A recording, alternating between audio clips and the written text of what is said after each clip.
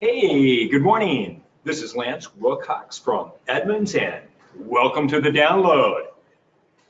Download is the Edmonds webinar where we're downloading tips, techniques, latest information, stuff that you can use to take your store and your career to that next level. But before we get started, let's just quickly show you a little bit about the interface, and it's pretty simple, folks. We want to hear from you. So if you have any questions, you just type it into that field there on your right. And as you type it, you will then see that send button materialize. And when you're ready, just click on and send it. So please give us your questions, your comments. We'll respond to as many as we can. And so without any further ado, I want to introduce our panel today. So guys, tell us a little bit about yourselves and what you're going to be talking about today. Well, let's first start off with, we have a guest speaker. I'll let him introduce himself, Mike from Mazda. Thanks, Ivan. Appreciate it. Mike Zagami with Mazda. I've been with Mazda for the last 5 years, currently head up marketing for the Western United States, but done a variety of roles with Mazda over the course of my time there.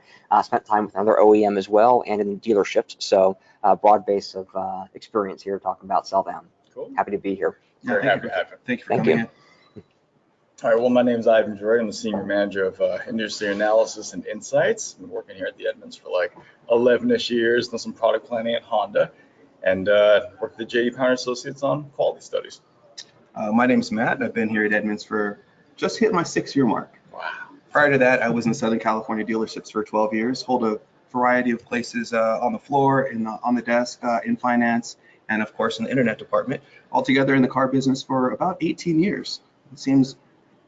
Two times it seems quick, and it also seems like forever. Yeah, I understand that. Yeah, it's like it's both.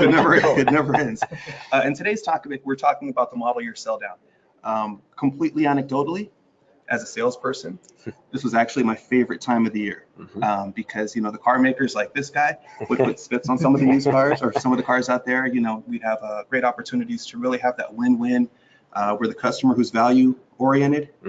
And we were trying to get rid of products at a relatively low price. So it just seemed to be a perfect time to be selling cars, model year sell down. But the reason we decided to make that topic of this webinar is because it looks like the landscape is changing around the model year sell down. For most people in their head, I think it's safe to say that they expect, the people who have been trained in the car business, the customers, they expect clearance time starts in August, kind of maybe ends in October or something like that, maybe as late as November, but that's not the case. And we wanted to make sure that you were aware of the changes in the automotive landscape. So that's what we're talking about, model year sell down and how important it is. Correct. So why don't you start us off, Ivan, and give us a little background as to some history lesson stuff, my usual slides, graphs, and numbers, right?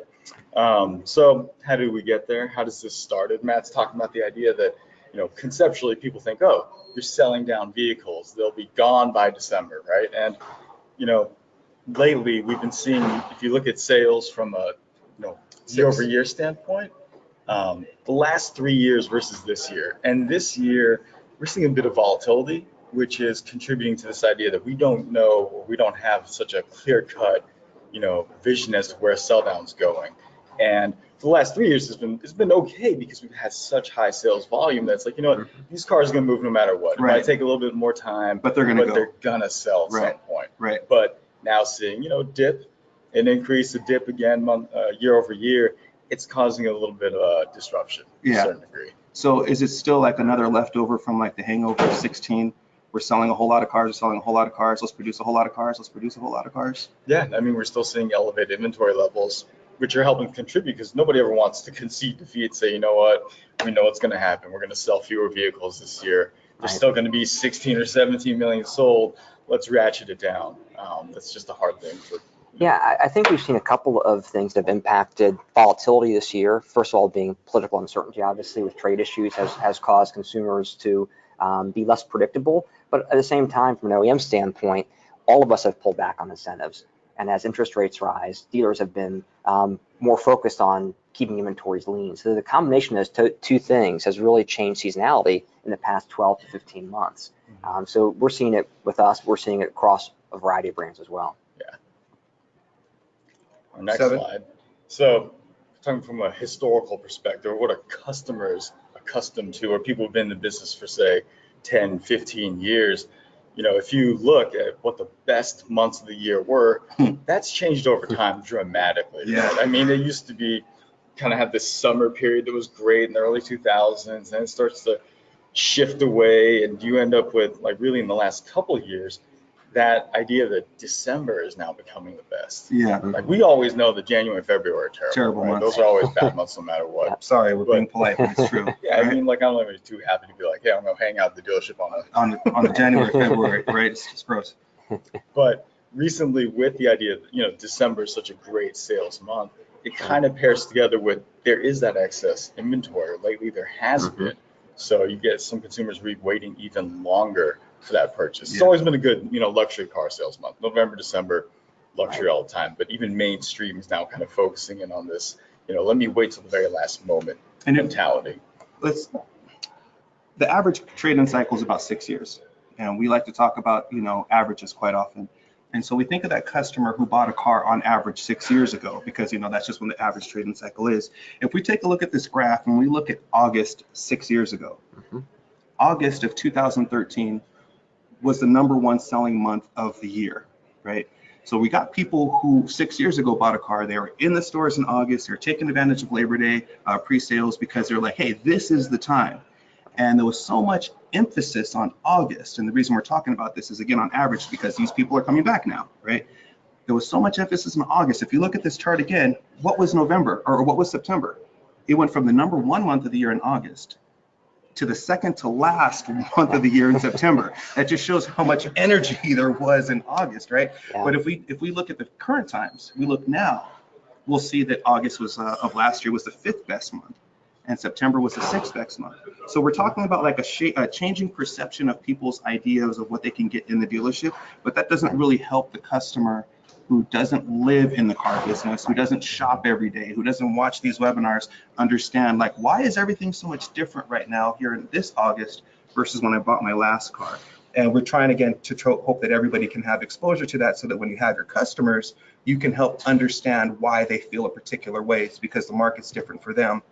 Not for us. We're used to this. Sure. But it's definitely different for them. And to your point, Matt, we've trained these consumers to look for certain months and certain deals in those months. As we become more stable in terms of our incentive planning and in terms of pushing out deals, they look for those deals and they're trained to wait for them. And when they don't see them, it can be problematic sometimes as they think we're holding out.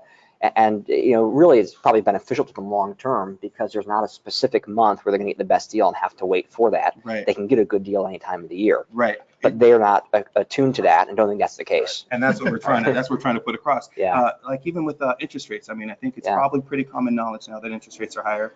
Absolutely. You know, they're low right now at this moment. We'll talk about it later, but where's all the 0%?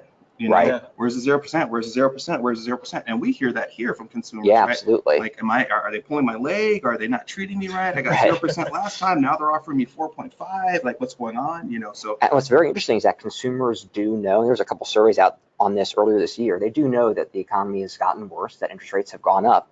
They don't connect that to the deal they will or will not give the dealership. Right. They don't know how it affects them personally. So while they might philosophically know what's happening in the economy, they can't connect it to what's happening in the dealership. Yeah. So to your point, looking at 0% and don't think, well, all this interest rate talk that I hear was going to impact the deal I get at the car dealership as well. Right. Yeah. And one of the things that Ivan and I have always been keen on throughout all of our webinars is, don't expect that your shopper knows a particular thing. Right. So we're very high on tell the story of what's going around this. If you're the sales professional, be able to say exactly what you just say. Sure. You know, like, things do connect. We don't live in a bubble. Sorry for taking up so much time on that, Lance. Let's go to the next slide. All right. So as far as inventory, time on the lot, and contributing to this idea that the model year sell down has been extended, you know, longer than it has been in the past, is that just literally the average time from when the vehicle goes on sale to when it sells, we're up again year over year. Years ago, like anybody remembers, 10, 15 years ago kind of stuff, 60-ish days was considered good, or an industry average. But now we're clocking at 70s, if not upper 70s, almost every month this year. So with that said, knowing these cars are sitting longer, expect model year sell down to be reflective of like last year, which was, again, not the easiest period in the industry. We saw in January, February, 30, some brands, 40, 50% of their sales were still from the year prior. So again, we're just saying the primer to tell you that, you know, this year is shaping up to be the same as last year. And we just released a report, mid-year report. Mid-year report, yeah. And in the mid-year report, which was released earlier this month, the head of our analytics team had called out a full 3% of the new cars that were sold in July of 2019 were 2018s. Wow. Right? And I mean, completely, you know, again, anecdotal. I'm driving Yeah. home like 2 days ago, and on the 405, I see this big billboard that's advertising a really good lease on a brand new 2018, you know. So we're here in August, you know, the year is like, what, 3/4 done, Yeah. right? And we're still talking about 2018. So next year's looking to shape, or This year's looking to look like last year, which isn't the prettiest either, because it took a long time to sell down. so we have some little small ideas of how we can maybe help mitigate those super long 500-day in stock cars. Which we all know do exist. Yes. I've seen it. Yes, Seen it in the numbers. I've seen the dust on the cars. Excuse me. So the next one, we have this. I like to use this curve, this distribution curve of like, when does sales actually occur? 9. And if you look at the last 3 years average, it follows a pretty steady form. From the moment the first month the cars go on sale, at least that model year, all the way until they're gone. But if you look at where 2019 is trending, it's actually worse. Again, the days of the turn is higher. That's contributing to this more.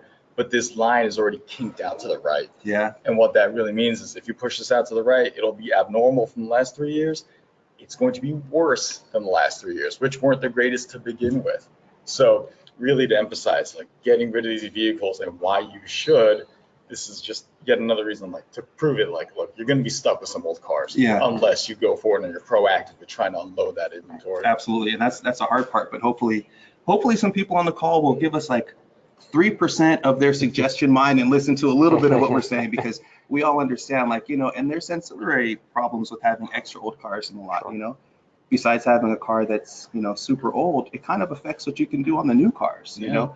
You try to sell a car, and it also doesn't always necessarily build goodwill with your customer when they don't understand, like, hey, this is a 2018, here we are in 2020, you know, why can't you give me the car for 50% off? Well, there again, you're pulling my leg, you know. So there's some reasons why we want to do this. I actually had that question last week from a reporter. It literally was that, like, how much is my first offer for cars that are like 2 years old, new inventory? And it's like, you know, at that point, you're battling such a small sample. Yeah. And you're battling, you know, the other vehicles in the same wheelhouse by model year and the ones that are used or off lease. And I mean, it just kind of becomes a disaster for the customer and the dealer. Right. So let's try to fix that. You want to, what are your thoughts on, like, a 500-day-old car in inventory? That's a problem for a lot of reasons, right?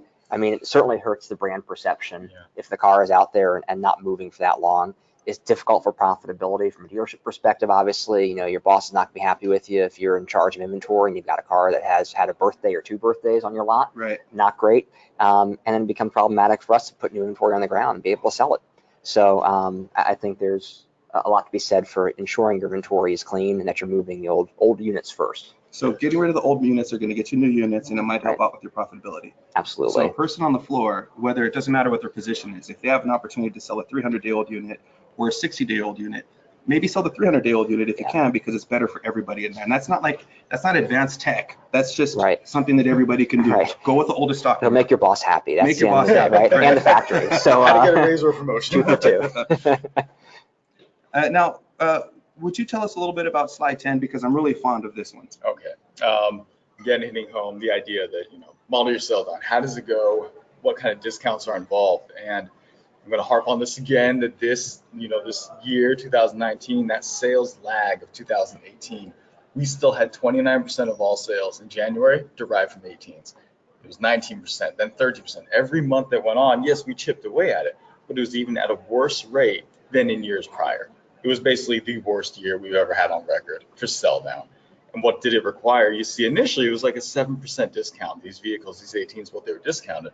But in order to really get rid of them, it took all the way up to 11% before they were finally like, you know what, okay, consumers are willing to buy these at that price and just help us unload this inventory. Yeah. And let's go to the next slide. Do you want to? Let's go to the next slide, because the reason I like the previous slide is because it lines up with this one, which really talks about discounting again. And we pulled a car just arbitrarily, 2018 Ford Escape. Yes. And we like the Escape, and that's one of the reasons we pulled it. But we just use this as a case sample. Yeah. And if you take a look at the slide, you can see the light blue line at the bottom shows the average discount throughout the months that the 2018 Escape was available. And you can see it's pretty flat. Towards the end of 2018, the life cycle of this car on the lot, we saw the introduction of the 19, right? And that 19 is represented by the green line underneath, and that's the discount line that the Escape had, right? So for a while, we had pretty much these cars had very similar price points running in parallel as far as pricing when it came to, you're going to buy 18, that's not going to be, a dramatic discount from the 19, right? It's going to be kind of similar based on the discounting line.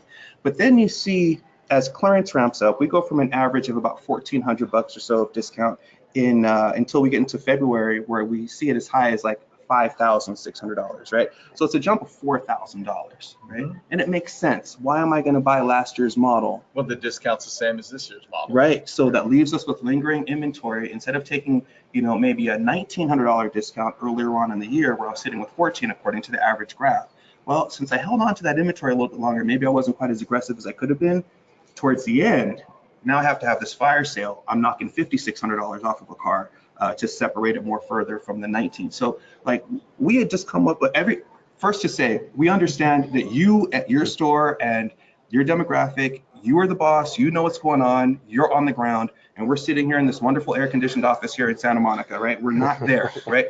But reading the data and considering what we know about the car business, what was your first suggestion about how we could have easily avoided some of this? Initially, my thoughts were, you're not valuing your 19s in the sense that you're immediately discounting them and making them competitive with their outgoing model year. Right. And to help consumers realize there's a price disparity, I mean, literally holding on to that 2019's price instead of immediate discounts makes even that 1,400 seem like 1,400, because right now it seems like zero. Right. There's no discount. Right. So even just the perception of things, because our consumers are so savvy, the amount of time they spend looking at inventory, submitting leads, research, whether it be incentives, price, there's so many manners in which they will deep dive into this and look for a deal. Will help them make it look like a deal. Absolutely, right? And there's precedent for that. People are accustomed to a car being introduced, and they know that you're not going to get deep discounts initially. It's okay. It's not a bad word. It's not like smoke and mirrors. And when the cars just hit the ground, people aren't expecting to buy it for invoice minus and incentives and hold back. They know that comes when the car gets later. So just by looking at this graph, absolutely hold a little bit harder on the price of the 19. Mm-hmm. Maybe have a little bit of wiggle room on the 18, just a little bit better, and then that might have offset some of this inventory, so we didn't have to knock off $5,600 later as we tried to clear out our inventory. Right, and I think that's perfectly logical, and I think it bears saying that the OEM shares large responsibility in this, right? Because it's up to us to incentivize cars properly, to introduce the right price gap when a new model line comes out, ensure that dealers are set up to be successful. But both for dealers and for us, we have to be proactive about it. And you see in your graph there, if you wait until the last minute, you wait until you have a critical mass of the new model year inventory on the ground, you're spending a lot more to get rid of the old inventory. Absolutely. So if you start to plan from a dealership perspective, if your marketing is pointed towards your 18s and selling down, if you're spiffing your guys properly, make sure they're focused on those old model or the previous model year vehicle, you're going to be in a lot better position come November, December when those 19s start hitting the ground and the new model year starts hitting the ground. So being proactive is absolutely the key to this. And how many happy customers do we make when we say, hey, maybe this deal that you were expecting, it's actually a little bit better than you thought. Right. Yeah. I know you came in for a 19, Mr. Customer, or 19, Mr. Customer, and the selling price is $24,000, and you can go ahead and buy that for 24 if you want to. But if I can save you $3,000 on essentially an identical vehicle, sure. How bad would that be? Carryover models, right? Right. Yeah, exactly. Look, The same car. Okay, right. different conversation, right? Sure. But if it's a carryover, there's so many wins. You manage your inventory. Yep. You're giving your sales staff opportunity to sell more product, but probably just as important, if not most important, is you have a chance to really win a shopper. Right. When was the last time somebody was upset that you offered to save them $3,000 or $4,000? It doesn't happen, right? For the same silver. For the same, Right. for the same thing. So there's some easy ways to manage this inventory, and that doesn't really cost anything. And if you think about consumer benefits too of buying a previous model year vehicle, There's a different conversation, like you said, when a new model comes out, but think just if you're in a cash market, you don't lease a lot of cars, resale value for the consumer, you have an entire year you weren't putting miles on the 18. Yeah, it's the end of 2018 now, so when you sell it in 5 years, Yep. you have 15, 20,000 fewer miles. You can command a higher price for it when you Yeah. sell it in the used market. So there's some little things you can kind of talk to your customers about too that are benefit-wise to them versus just saving money. Absolutely. It's telling that Speaking of story. talking to your customers, who are some of the customers that, are shopping the model you're selling? Well, I mean, there's no way to really nice about this. Obviously, you're going to have a mix of regular people, right? There's going to be people who need cars, but you've got the people who are targeted, and they're bargain hunters. You're going to have a higher propensity to have a bargain hunter on the lot right now, and those bargain hunters are probably going to have a Well, they're going to be perception, confused right? if you see some of those discounts that are too similar. Right. So that goes again to so how does the customer feel about this? You've got somebody who's been trained to come get a $50,000 off of their $70,000 car, whatever it is, right? And now we're pulling the rug from out of them, right? But we are certainly expecting bargain hunters and extreme bargain hunters. Sure. And if we would go to slide 13, I can't see where you're at, but let's take a look at slide 13 because I thought this was also very revealing. When we talk about bargain hunters, I think it's a pretty safe thing to say. I know a lot of people don't like to hear this, but a lot of our shoppers, they lease vehicles, and it's not necessarily that they're leasing a vehicle because they want to. They often lease vehicles because it's the least expensive way for them to meet their transportation needs. They want something that's safe, reliable. They don't necessarily have not always just the resources, but they may not even have the mental resources. They just don't want to deal with changing tires and brakes. And they don't want any of that.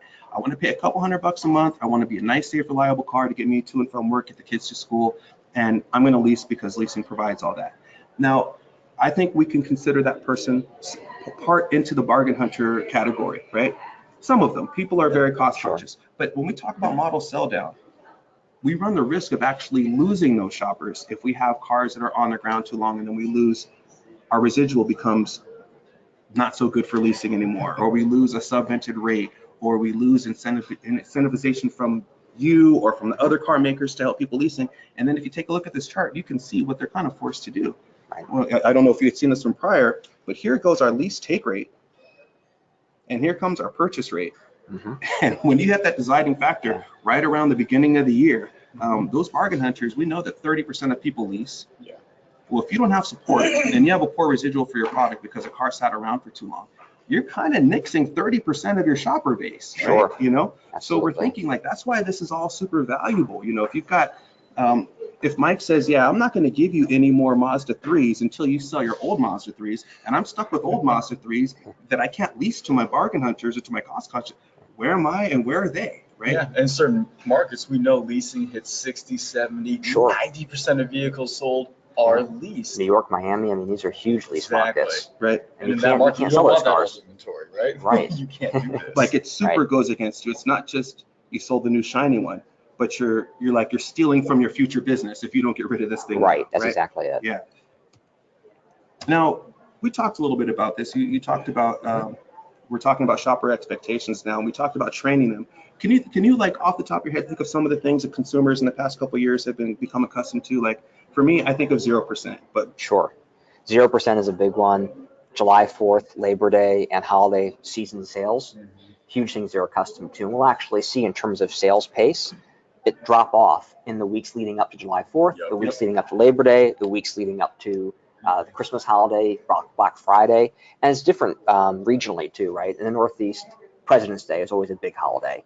Out here on the West Coast, not quite as much. But you'll know regionally, and if you spend more than a year selling cars, you probably have a good sense for which months those are. They've been accustomed to that. And really, it goes back to the idea of how much we spend incentivizing cars, right? And as that tends to drop off overall as an industry, it becomes more even. And we spend the push months, so to speak, and the push holidays, so to speak, become less of a push. And so you see fewer big deals and fewer big sales in these traditional timeframes. And that's certainly, to your point earlier, not necessarily confuses customers, but makes them think that maybe they're missing out on something. Yeah, or something better is right around the corner. Exactly. Or something like that, right? Absolutely. So if we go to the next slide, this is number 15. We really like talking about what people saw last time. I think it's a pretty fair statement to say that a person is going to expect their next experience it's going to be influenced somewhat by their previous experience, Sure. right? As infrequent as it may be. Yeah, once every 5 or It'll 6 happen. years or whatever Right. it is. So we just put together really quickly what a shopper who bought a car in July of 2014, 5 years ago, what the market looked like, and how much different it is for that shopper right now. Again, talking about shoppers' expectations.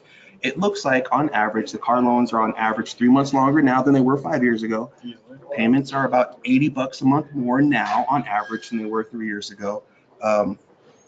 Loan amounts are bigger by over $4,000. But here's a really sexy one. Here's where it gets really fun. The average transaction price is almost $5,000 higher than it was 3 years ago or 5 years ago. So if I am a salesperson who was in high school 2 years ago, 3 years ago, I certainly wasn't on the sales floor 5 years ago. Sure. How do I explain to my customer who's been buying cars since the beginning of time? Right. And every time they buy a car, it's like, my new payment is $10 a month more than it was last time, or $6 a month. And that's what I'm accustomed to. And now I have to say, Mr. Customer, it's $80 a month now because cars are more expensive and rates are higher. Now you're paying 4.09% APR versus, or 6% versus whatever you got last time, right? It's all in that expectation management, right? Sure. So we think about all of these things when we're trying to say what the customer's what their expectations are. So our new salesperson doesn't just say, hey, but my guy came in here and he told me that his payment was $150 a month for his 2-year lease Camry. How come I can't do that again, right? And if you don't have any background, it's very hard to fight that, right? This is 100% true. And that example, that customer is actually me. I was like, well, that deal's gone and it's never coming back. So. Yeah, he was able to lease a Camry a couple years ago for $155 a month. Unbelievable Unbelievable. deal. And other people have, and the problem is that, like, when they come back, say if it's 2 years, 3 years, with the way that the market has evolved, Sure. it is not the same. And it's not even close. We're seeing that payment's going to be at least $70, $80 more a month, if not $100, depending on the vehicle, or even more so. And how are you going to explain that to somebody, especially, again, if it's a carryover model? No redesign. Hey, you turned in the blue one? I'm going to sell you the white one for an extra $150 a month. Like, that's going to be shocking off. Yeah. And that's a hard bridge to gap, right? Or gap to bridge, rather. And so I guess there's a couple things from a sales floor perspective you can really focus on. First one being the value you get in cars today. The safety features have come a long way in 5 years. Technology has come an unbelievably long way in 5 years. And even your carryover Camry probably didn't have Apple CarPlay or Android Auto 5 years ago. It does today, right? So there's things like that you can talk about. But the other big key to this is to make sure consumers know, like we said earlier, to level set what's happening in the broader economy and what's happening at the competition. So yeah, your Camry may be $100 more, but so is the Accord, and so is the Mazda 6. So if you look at what's happening industry-wide, they're not going to find that deal anywhere, and it may take them a little bit of shopping to figure that out, but you set that expectation from the get-go, it helps you win that customer over long term. Absolutely, and that's what we're advocating for. Have a little bit of a base of knowledge so that you can explain it to the customer. Absolutely. For a lot of people, $40, $50 is not necessarily going to change their budget when it comes to getting a car. It's not going to. But if you can't make sense to them why you're asking for another $40 or $50, then it's just going to turn them off, right? $200 a different story. But if you tell me, like, my last Camry was, and it's $8 more, and it was $7 more, and now it's $40 more, maybe give me a baseline, explain to me why. And that's why we're really adamant about getting these trainings in. Slide 16 is all yours. Oh, yes. So, again, harping onto that, like, what are the expectations that people have? If they have been in the industry for a while, they've been buying cars for, 10, 15 years, 20, 30 years, their expectation was that when they heard messaging around the model year sell down, back in the days, they actually went to the dealership to buy those old model year vehicles. You can see in the early 2000s all the way up, till almost the teens, that the percentage of cars sold back in December, of every December, was fairly a small portion were still of old model year.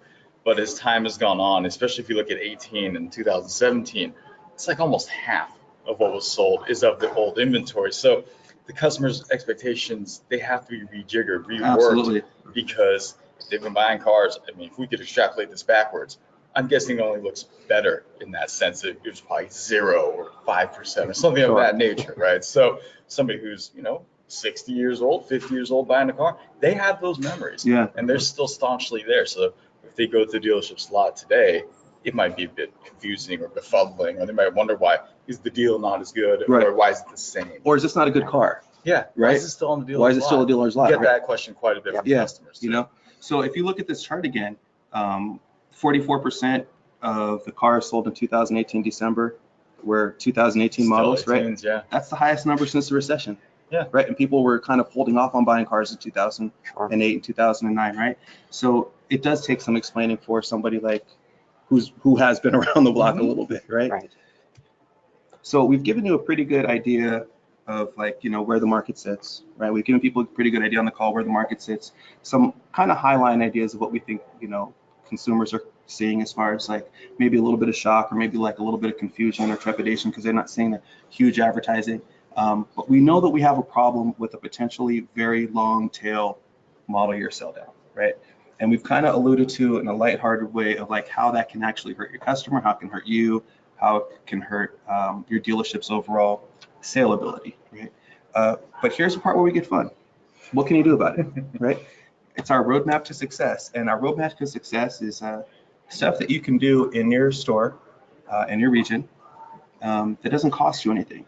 Right? We're not telling you to buy a product. We're not saying go do this. We're just saying maybe think about your processes a little bit differently, and you can stave off some of this trouble. So getting back to the next slide, it's very important. I think one of the most important things that we talk about as far as roadmap to success is step one is understand where your customer was last time. Right? If you have a firm understanding of that, it's going to make it very easy to try to maybe handhold that person going forward. I know as a shopper, let's not talk about cars for a second. Okay. Let's talk about apartments. Cool. Right. Let's talk about apartments. You got somebody who rented an apartment and they paid $1,300 for their 2-bedroom, 2-bath apartment. That was not in Santa Monica. It was not in Santa Okay. That was like 50 years ago. Right. And then something happens. They moved away. Then they came back to the market. Now they got to rent an apartment again. And that same apartment is $2,500, which is fine for the market in Santa Monica, right? Yeah. How do they handle that? Like, what in the world is this, right? It's because of their previous experience before, right? And we see that all the time. Anecdotally, I can't get my mom to buy a new cell phone because when she got her last cell phone, it came with the plan, right? Now you're telling me to go spend $1,000 on something that you gave me for free. That is her baseline of what is what, right? So let's consider again our baseline of our previous customers. We know that people buy again and again and again, and it's $80 more. The loan is longer. The interest rate is higher. The cars cost more. So the first part of your roadmap to success is understand what people have in their head. Yeah, I mean, expectations are everything, right? It doesn't matter what we're talking about in life. It could be the apartments, it could be cell phones, it could be the candy you're gonna eat. You pick up a soda and you think it's a Coke, you drink it, it's a Sprite. It's like blow your mind. What am I doing? This is not what I'm thinking. This is not what I was expecting here, right? Expectations, and especially, it's getting better, but the car dealership is still slightly contentious for some people, right? Sure. And if we don't make sense of it, again, like that's been my experience. And they go into fear. I mean, I don't know too many people that are like, yes, it's car shopping time. I'm so excited. It's more the opposite. You see the shaking of the leg, or they're kind of nervous. They don't even want to talk to somebody. It's like, not only do you have to assuage their fears, but on top of that, it's to put some education, information to help them, like, oh, okay, this will help combat like the fear combined with the lack of, again, it's only every 6 years for them. Yeah. So why would they know any better anyway? Yeah, and that's why we keep harping on this, is because perception's everything. Our suggestions for success this time around.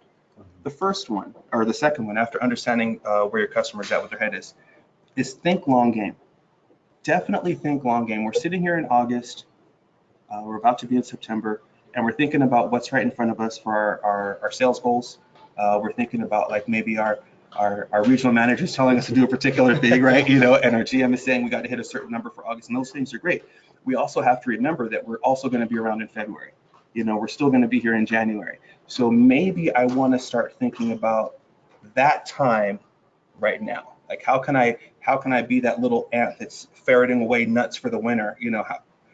The same analogy is, how can I protect my future self, my January, February self right now? So my experience has been on the sales floor, and not everybody's is the same, but we often think about what's right in front of us. Sometimes we'll think about what's going on in this quarter, sometimes, but it's usually what's going on this month, what's going on this holiday sales season. And then we get stuck in February with a car that I got to take a $10,000 loser on, and that's the only way that I can get rid of it. And I was actually in a case once where we had done such poor management on a particular trim of our car, we actually had to sell the new car at a used car auction. That's how old the car got. We had lost complete confidence that we could sell it. We had no support. The new car was cheaper, right? It was bad, right? And it doesn't look good to have that. So think about your future self. Remember we had talked to a dealer out in downtown Los Angeles who had said they were getting stuck with inventory they didn't want, Yes. right? Our second point of success is be thoughtful when you're ordering your inventory, right? Now we understand and we know that you can't always pick every truck you're going to put on your lot cannot be a Raptor, right? Every Civic you order cannot be an SI, right? Everything could not be, unfortunately, we can't only order CX9s or CX5s or CX5 diesels. We have to be, we can't get everything that we want, but we can also be thoughtful of what we can put on our lot with thoughts of January, right? With thoughts of February. If we know, for example, that we have a car that has great support in interest rates, maybe I don't like that particular car that has great support with interest rates, but there might be some consumers out there who are very rate conscious, and that car can meet their needs, right? So even when you're getting stuck with the stuff that you don't want, be thoughtful. Pay attention to what sells in your area and order what has the lowest days to turn, right? Yeah, I'm a big fan, proponent of the days to turn. I like cars on the lot for as few days as possible. Yeah, I'm a big fan of that too. And as you said earlier, I think this is a key point. Make the deal more than about the price. In that same report, we surfaced that interest rates are lowest in the car market right now than they've been all year. That's a heck of a selling point. Absolutely. You haven't had an opportunity to get an interest rate this low in this year. We had also talked in our previous webinar about the separation of price between new cars and used cars, and how that separation of price has, like, how even used cars are getting more expensive, but it's kind of killing the super cheap used cars, right? There's good luck finding an $8,000 or $10,000 trade-in on a lot, and if you can, it's like gold, right? Right. Well, maybe a deal can be based around that. A person might have a car that they think is worth $1,000. Well, in this market, it might not be worth $1,000. It might be worth $2,000, because there's not a whole lot of options for $5,000 cars on lot. So, as your point earlier is to make the deal more about the sale price, I think is valuable, right? Or have you seen anything that people have done along those lines to talk about more than just like the sale price of the car? Yeah, absolutely. As it gets more competitive, as incentives become less of a factor, salespeople have had to focus on the value in the car itself and talk more about the future benefit, more about why the car is worth what it's priced at. And that's been a huge shift, I think, in the way that we sell cars. It can't be immediately about price. Experience is a big piece of this too. So your why buy for your own dealership in terms of what you get by buying at your particular dealership has been a huge selling point for a lot of dealers as well. So there's a lot of things you can do to start to build value in what you're selling, not just product, but in terms of experience. I think, we've also seen research about millennials, the younger generations, valuing experience over product in a lot of cases. And so if you're going to offer them a great experience, the brand's going to offer them a great experience, and you have value in the car that you're selling, that's the recipe for a nice conversation that's not about price and incentives. I think there's precedence for that, because we won't name names, but we do know that there's some people in the market who sell cars for higher than market. But it's the experience that we believe that people are buying. They're not necessarily buying the deal, because some of these places you can't negotiate. You're buying a car sight unseen or whatever it is. Right. But it's that experience they feel like it. So that's a heck of a point. Especially if you want them to come back later for sale, like service, right? In the future. Exactly. That experience is huge. Which is hugely important, again, for the dealership principals to be able to make profitability and be able to have a steady stream of customers coming in on new cars. Even something like on recalls, right? Like if you have a good experience with your customer, the customer trusts you and the product, the brand, everything, they're more likely to get a recall done. It's good for the dealership, right? They get paid too, and for the customer, they're now driving nice, safe vehicles. So experience is paramount. Even, I've considered when you're flipping through and seeing all the different selling points that each dealership has. I was like, man, this dealership's like 70 miles away. Well, I like what they're offering. I like some of their experience. Yeah. Maybe I should go with them. And there are some factors like that where you're like, oh, they'll flatbed out my car for maintenance. Right. I don't even have to go out there. Right. Fantastic. Whatever the selling point may be. Right. So. Remember, you didn't make this trip with us, but we took a trip to a dealership out in Long Island. And their perk is if you come in when you get your car serviced, you get a massage and get your nails done. They had actually like a salon built into the dealership. Right? I should have went. Yeah. So it's selling services. We've kind of touched on telling the story of the market, and Ivan, if he hits me, please protect me. Okay? No, I can't do that. I'm sarcastic. Okay, please. We have to be aware that no matter how good we are, and no matter how hard we try, and no matter what we do, the prices of some of these cars are going to push people out of the market. It's just what it is. These cars are expensive, right? But doesn't mean that we don't have an opportunity to maybe transition some of those customers into our used cars or our CPO inventory, because as we've discussed in previous webinars, that gap is greater than ever. This might present an opportunity that's better than ever for somebody to maybe get into a CPO vehicle. Sure. So always keep that in the back of your mind. If you've got somebody who's got some sticker shock, that's not different. But just because they're a bargain hunter and they come in for the car that's in the advertisement, doesn't even necessarily mean they're going to buy that. Maybe you still have something in your back pocket, right? Yeah. Talk about CPO, and that's still good for the brand. Absolutely is. I wouldn't disagree with you one bit on that. I mean, one of the things that we really focus on, obviously, and most OEMs are the same way these days, is our partnership with our dealers. And a profitable dealer is a good business partner. They'll sell more new cars, they'll represent the brand better, and we know that CPO especially is a key to profitability for dealerships, as is service, as is used car sales, and we want our dealers to be as profitable as they possibly can be. They'll represent the brand and sell more cars that way, so no disagreement whatsoever. Okay, awesome. Great point. Thank you. Our last bullet point is what you said. It leans back into what you said. Please show off that Apple CarPlay. Yeah. Absolutely. Right? This content is now Huge selling like, point. yeah, it's like overwhelming compared to say even 6 to 10 years Even ago. 3 years ago in some Yeah. cases. Yeah, and I have no problem putting myself on blast, and I'll do it again. As a salesperson, and I saw a person who came with a car at clearance time, and they're trading in to get something similar, right? I wouldn't always do the best demo. I wouldn't do $1 billion walk around. I wouldn't, you know, necessarily give this person the same introduction to the vehicle as I would if they were brand new to the brand. And I have some regret about that, not just because, I cut the process, but I see people trade in cars that have features on their car that they didn't know that the car had, and they had the car for 4 or 5 years, right? And that's a failing of the salesperson doing their proper demo, Delivery and building value. And if you don't do a demo, and if you don't build value, and you don't do a right delivery, you're really selling a commodity, right? And that's not good. And then price is the only thing that matters. And that's the only thing that matters. Exactly correct. And that sounds okay, right? Because everybody wants a good deal, but we know, I think all of us on this table know, and I think probably people on the call know, that your happiest customers are not necessarily the ones who paid the lowest price. True. They're the ones who got the opposite. Yes, it is, right? Got good service. You showed me how. Ivan taught me how to pair my phone. Ivan showed me about this adaptive cruise control. I didn't even know the car had, and that's one of my favorite features, that kind of stuff. So, do any of these things cost anybody anything? Any of these? Absolutely not.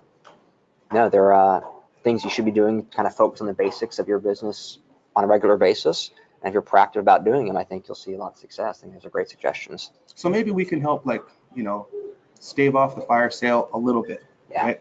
Maybe, one of the people in the office, we won't say the brand, was able to buy a car recently at $13,000 off sticker, $12,000 off sticker. Sounds about right. Because it was last year's model. Great for that shopper. Yeah. Great for our employee, right? But I would have hated to be the sales manager that does a deal that was 13 grand off, because that really tanks my store for the day, right? So maybe we can help try to offset that for everybody involved, right? Absolutely. Lance, what do you think? Man, I think you're right on, and I also think we're about out of time here, so Sounds about right. we probably should talk about what's coming next month. Speaking of setting expectations. Okay, well, unfortunately, I guess this doesn't really cover your brand because you guys haven't had a truck in like 20, 30 years. Okay. Was it 2300? Yeah, I was Yes, But we'll be talking about Truck Month, and what does that mean in terms of discounts, the environment, how it's evolved over time, because the truck of yours is not the truck of today. Right. Like it's a different animal altogether. And for some folks, if this is 1-2 years in the industry, you might be like, oh yeah, $50,000 truck, that's nothing special. It's like, well, a few years ago, it was a $30,000 truck. Right. So why and how and all the fun stuff that goes along with trucks. It's going to be great. And there's new players in the market now too. Lots. Right, new thought processes. So we'll go over all that. But before we say goodbye, thank you. Hey, thank you. Thank you. It was such a Appreciate pleasure it very having you and your insights. You as well. Thank you very much. Awesome. Yes, and thank you again, Michael, for My pleasure. showing up. And thanks to all of you guys. Now, if you would like to watch a recording of this, or even better, if you've got some colleagues who weren't able to make it, we're going to post a link to the recording on our website. That's edmunds.com/the-download. And Lance, do these folks on the call, did we say anywhere earlier they can actually reach out to us for region-specific questions? No, but you're saying it right now. Okay. Yeah, you can. Follow the end of this. His email address is posted. My email address is posted for free as a sign of goodwill. If you have region-specific questions, hit us up. And I'm also very curious all the time about different markets, and like Mike gets to see it all out there, like traveling quite a bit. I'm like, I'm stuck in here. Give me some questions about out there. I had no idea about President's Day in the Northeast. Right? So I know about Smile States, Smile Sunshine States, but there's other nuances to different Absolutely markets. there are. So we're here to help you for free. That's it. And that's the download for this month, folks. Look forward to having you back next month for more downloading. Thank you for your time and attention. Have a fantastic selling day. Maybe sell some more of those 2018s. And with that, we'll see you around. Take care. All the best. Dude, you're pretty awesome. No, thank you. That's good. That was a lot of insight for somebody on the OEM. Not that, Well, but I mean, you had some, like you were really saying some stuff that I would expect to hear from